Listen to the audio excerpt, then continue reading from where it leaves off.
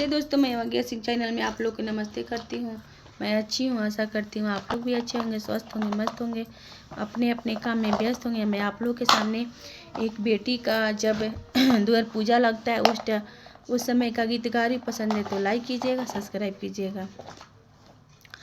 ऊंचे डेलैया चढ़ी चिरैया बोले हो या जो घरवा सजन अहे हो या जो घरवा बजन अहे हो।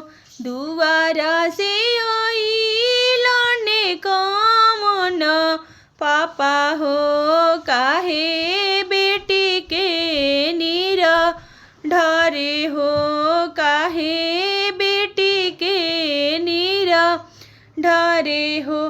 कपारा के बुझवा पापा जी हम ही रही हो, आजू बोझाव उतरी गईनी हो, आजू बोझाव उतरी गईनी हो।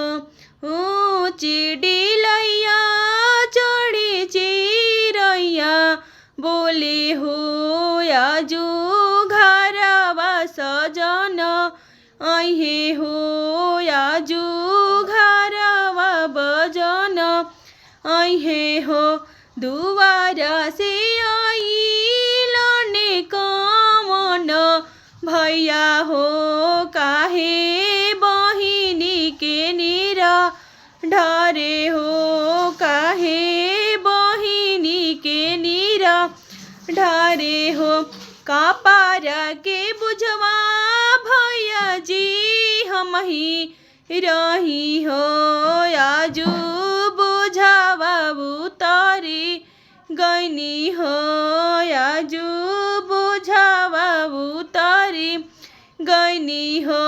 ऊंचे डेलैया चढ़ी चिरैया बोले हो आजू घरवा सजन अहे हो, आजू